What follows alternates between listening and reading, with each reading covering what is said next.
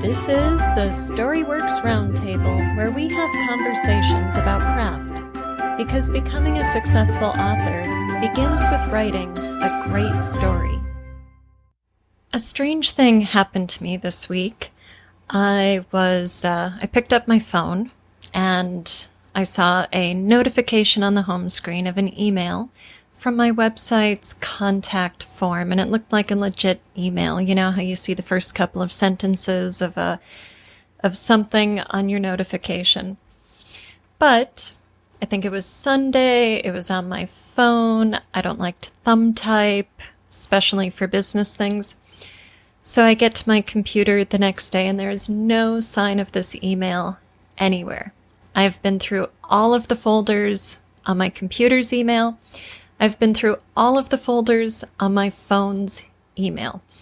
So I'm putting this out there because if you sent me an email through the Word Essential contact form last Sunday or thereabouts, or if you ever sent me an email and you don't hear back from me within 3 business days, and you also don't get an autoresponder that says I'm traveling, please reach out to me again, because I do not ignore people, and sometimes technology lets us down. So, if somebody listening sent me that email and has not heard back from me, I apologize. Please reach out again.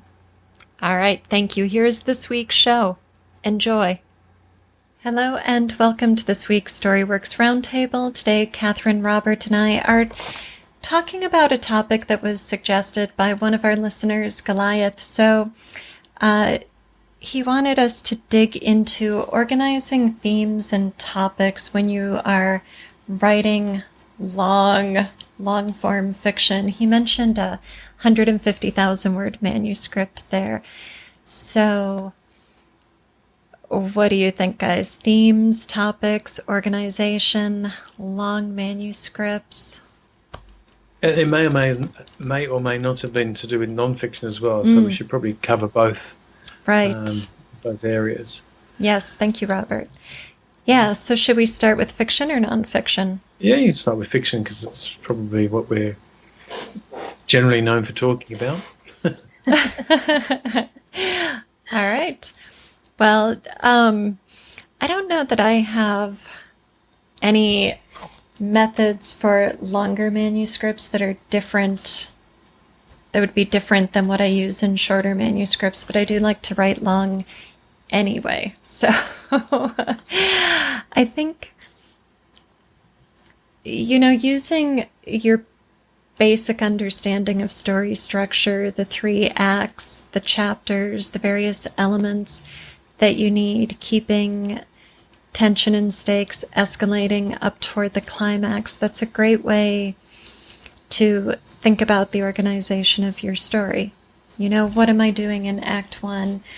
Introductions and setup. I'm getting an opening hook in there. I'm, introducing the inciting incident, which brings in the main conflict that launches the protagonist's journey.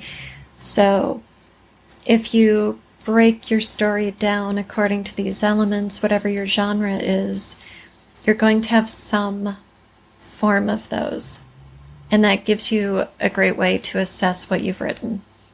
So even if you're a first drafter who just gets it on the page and, you aren't thinking about structure, it's all about kind of creative flow, then you have to come back and lay that kind of template, that structural template down to check in with what you're doing. Yeah. So my last first draft was nearly 170,000 words. And I can tell you, listening or reading this question, I felt the overwhelm that I felt when I read that number and went, now I have to do this again, right? Or 3 or 4 or 5 more times. And it's really hard to hold that whole story in your head. And the more words that you have, probably the harder it is to hold every single one of them, right? You have a lot more going on. And so I needed to have it in small enough chunks that I could hold each individual thing in my head. So like you're saying, breaking it down by acts, breaking it down by chapter, but also needing to get it onto one page in some way, shape, or form to be able to see the arcs and to see what I had going on, because I couldn't just sit down and read it in one day. It took a long time to get through, especially reading critically. And so it was like, okay, like I can read through 3 or 4 chapters today, but by the time I get to, the last 20,000 words, I don't remember exactly what I did in the first 20,000 words anymore, to the point where you can really revise it and dig into the meat of how they're playing off of each other. So that's what I felt when I read this question, was that overwhelm piece. Like, oh my gosh, this is so many words. But like you said, Alida, like the tools are the same. It's just you may have to make it small enough for you to really grasp it in a way that's useful. Right. And I think using visual tools is so handy when we're assessing our work. Like one tool I use is Scrivener's corkboard feature. I do a storyboarding process longhand, but then I also create a synopsis of each chapter in Scrivener, so then I can use the corkboard feature and I can say, oh, in this chapter synopsis, I see I've got this character or this theme dominating. And then you look at those index cards in corkboard and go, did I drop that thread? When does that character become prominent again? Is there a plateau here? And so you might not remember chapter 3 when you're reading chapter 30, but you can always reference back, do kind of a quick reference tool. And another one I really like. That's a good one. Yeah. Oh, yeah. Thank you, Scrivener. Another one I really like is doing timelines, and there are different apps and softwares for this, or doing it longhand with colored pencils. I've done that too, but you can color code those elements or those characters, so then you can see it all. You mentioned having one sheet, Kathryn, and then instead of trying to scan note cards and maybe missing something, you just look at it and where's the color red, where's the color green, what's happening here. Yeah, I love those. And I even broke it down by things like elements within my story. Like I write fantasy, so I knew I had a magic system problem, right? I knew that, but I couldn't have told you exactly what I wrote in the beginning versus the end and how the magic system changed through the middle. So I literally just went through and as I read it, noted everything I said about the magic system and how the magic worked. And I would note which chapters they were in, right? But then I had one sheet that just dealt with the magic system. So I could see, not only did I have my storyboard where here's my plot outline, but then the elements that I knew I needed to work on had their own sheets as well, so that I could easily chunk it down into that kind of a narrow of a thing, one element at a time. Yeah. So I love that. A.S. Byatt said in an interview once that she would have a personal assistant go through all of her notebooks and, journals, manuscripts, notebooks, I don't know exactly what all, but she would have this assistant go through and build an index for her. And I thought, so nice that's so brilliant.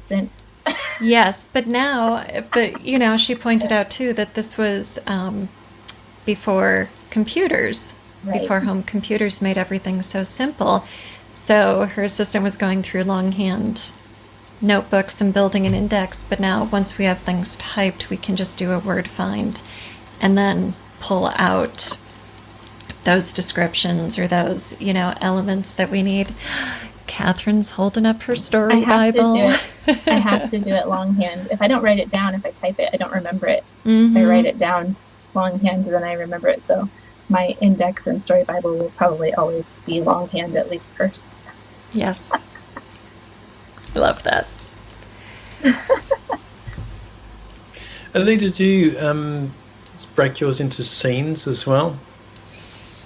I tend to write in scenes, so I do think in scenes, but as assessment tools, when I'm going back and dealing, I guess I don't make an effort to think in terms of scenes because every chapter is going to be broken into scenes, and I know where those shifts are. So if I'm putting that synopsis of a chapter into Scrivener, I'm going to have a paragraph break or a setting change or something marked in that description. So I do think in scenes, but as far as using it as a tool. Split it, I do it the reverse way round. So I have a folder in Scrivener. Also, I recommend Scrivener highly for especially for long documents where you really do need to split things up, because let's go back to Goliath's question. If you're, and without making any assumption about who Goliath is or their experience, for a new writer who's approaching 150,000 word manuscript, that could be absolutely daunting, especially if they are still thinking in linear terms. So if there's a lot, you sort of, if you've just finished it, you may forget what your beginning was. And if you've done all that in Microsoft Word or Pages, that's a nightmare. It really is a nightmare. Where do you start? How do you break that apart?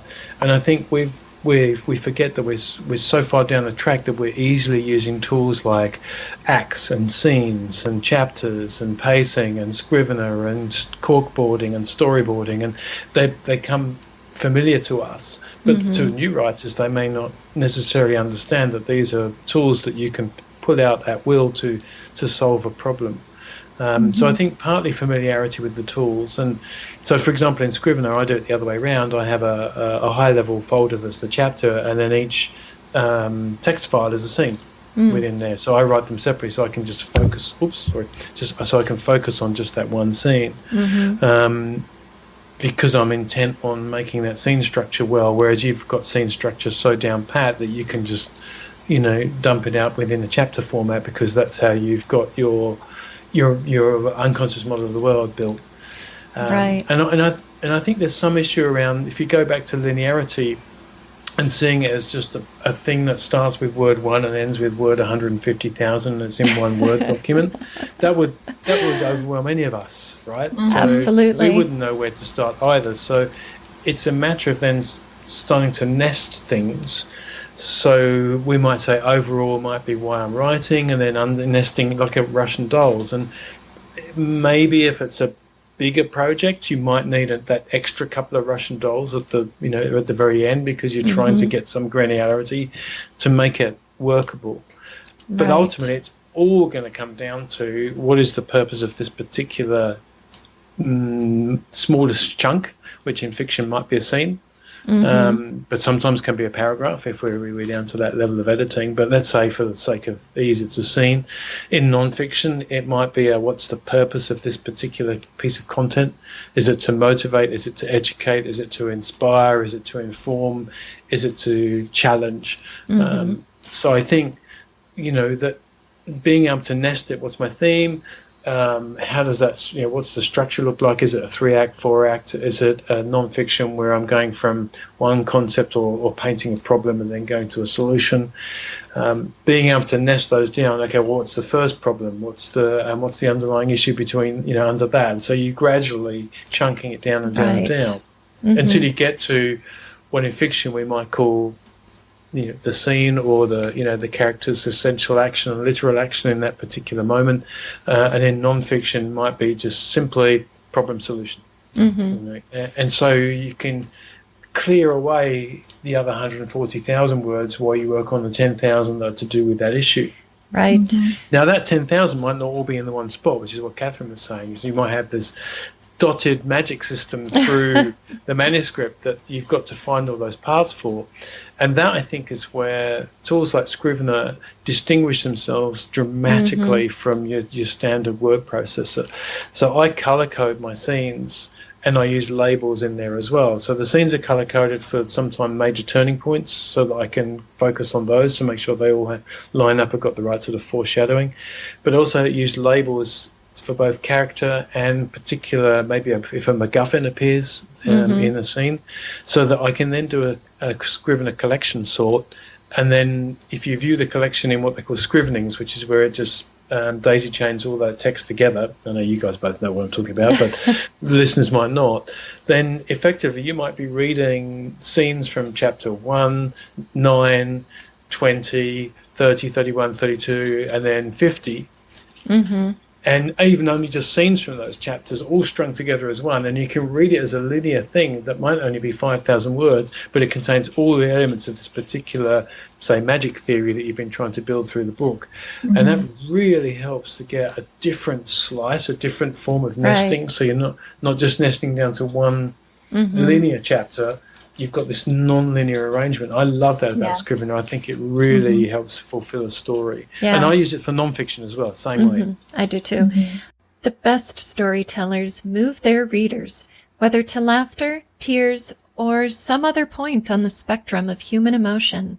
In order to write emotionally evocative, sensory-rich, compelling narratives, we must mine our wellspring of personal experience using the storyteller's first set of tools, our memory, emotion, and body. New live workshop starting very soon is available for enrollment right now. Memory, Emotion, Body is a 4-week generative workshopping intensive experience to help you understand how to write from your core. Sign up today at storyworksfiction.com. I do too, and I think it's worth reminding ourselves that until very recently, people did all of this without home computers, without this fancy software done by hand and on typewriters and with note cards and highlighters and just rolling up your sleeves and searching a page for that keyword or something. So it is all, ultimately coming down to the mental work. Like, these tools help us organize things and see things and pull things out of the jumble of text, out of those 150,000 words or whatever, to find what we're looking for quickly and easily. But the process of structuring is very similar. I was thinking while you were talking, Robert, that what we're saying about organizing fiction can be applied to nonfiction as well, because you still have a book, you still have chapters, you may have parts, it might go book parts, chapters, you have sections instead of scenes, you still have paragraphs, and so instead of having a plot arc and a character arc, you have a logical flow of ideas, you have concepts you need to introduce to the reader, you need to have, a paragraph that's heavy on logic here or is instructional. You need to have one that's a case study that pulls on the emotion there. And so you're still breaking the whole down into parts. And you could do a word find, and you could do that Scrivenings thing and say, did I define this concept well? Have I carried it throughout all of the relevant parts? Is there a flow of ideas that is going to make sense to the reader? Is there evidence supporting this claim where it needs to be? And so, even though we've been primarily talking about fiction, with just a little bit of mental adjustment, you can apply what we're saying to nonfiction as well. Absolutely. Yeah, and when it comes down to those mental models as well, we sort of slip easily into, as you say, models for fiction, but there are plenty for nonfiction as well. I've used a generative learning format model and a chunking model, and Bernice McCarthy's format model, which is asking questions why, what, how, and what if. And so if every topic follows a why, what, how, and what if, you get into a flow with that so easily that it becomes much more easy to draft and edit as well. And it's size agnostic. It doesn't matter if it's 200,000 words or 10,000 words. So I think the main issue to chunk back to is probably the fact that, like Kathryn's opening statement, which is, that sounds overwhelming. I've got to now edit every one of those 150,000 words and choose them carefully. Well, yes, but in the same way that, if you're building a house, you don't just say, okay, well, I'm going to put the first brick here.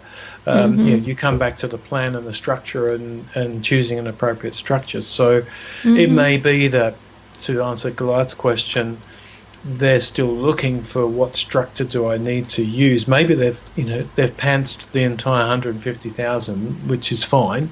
And now in revision mode, there needs to be some structure applied to that so that it can become a coherent work of nonfiction for a reader to enjoy. Because otherwise it can seem, well, I suppose it depends what you want commercially.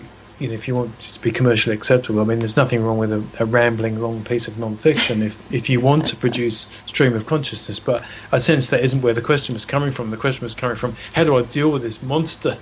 How do I bash it into shape? And the answer is, well, you pick your mental model, as you say, and you start thinking about it. And I really like the fact you said visual, because going back to pre-computer, we used 3x5 cards, 5x7 cards. Oh, yes. I still use them. Use them now. You both have journals.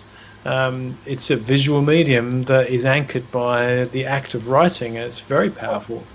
So, having the thing buried in a Word or a Pages document sitting in the computer with no method of dividing it up is probably the worst place to start from. But the good news is there's a staggering amount of free tools on the internet that you can use, including this podcast, to help you sift through what's the best place to start. Right. Yeah. And if you've got that, the best place to start, if this is Goliath, for example, might be say, okay, forget the file and 150,000 words. Go grab yourself 7 5x7 cards, no more. You're not allowed any more, and divide up your 150,000 work non-fiction into 7 different categories.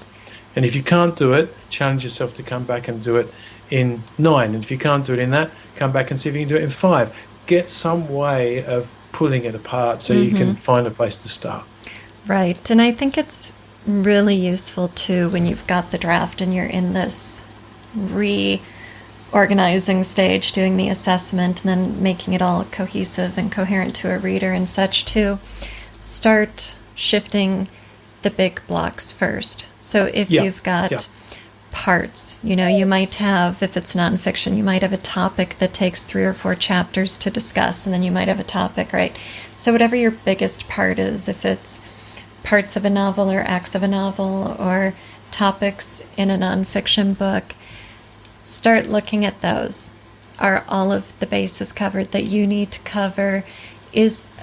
Which order do they best go in to create that logical flow or that rise of dramatic action? And then, all right, within that part, what are the chapters? What are the chapters of Act 1? What are the chapters of the section of the nonfiction book? And how are they working together? How are they working individually? Get into your scenes or your sections, get into your ideas, your various elements, and deconstruct from the big bricks down to the grains of sand, so that you aren't tweaking when you should be bulldozing, right? Exactly. That's it. You might need a big bulldozer for 150,000 words. Right. Well, I didn't mean it so. I just meant choose your tool. Yes. Yeah. Any other thoughts on organizing topics and themes? Yeah, we've talked about it in various different ways. I mean, at the end of the day, it's finding some framework, and I don't know we've necessarily answered the question. So for example, we've talked in previous episodes, Goliath, about putting a theme on a post-it note and sticking it to your screen. People have little different sort of foibles of ways they like to keep track of stuff so they don't lose the plot, if so to speak, or lose the thread that they're going for in nonfiction. But I would definitely encourage you to find a framework that fits with the work that you're trying to create, and then using that to distill down what you've produced already. If you haven't already produced it, but you think it's going to be about the 150,000, then do the obvious thing with starting with a storyboard or a corkboard or simple 5x7 cards, and use those as your guiding markers, like you would a map to travel on holiday somewhere. Excellent. Well, I hope that was helpful, Goliath, and thank you so much for the question. Thank you. Storyworks Reading Series is a new sister podcast to Storyworks Roundtable. It is a literary journal for your ears, the podcast that gives voice to your story and you. I want your short stories and lyric essays now. Details at storyworkspodcast.com/submit.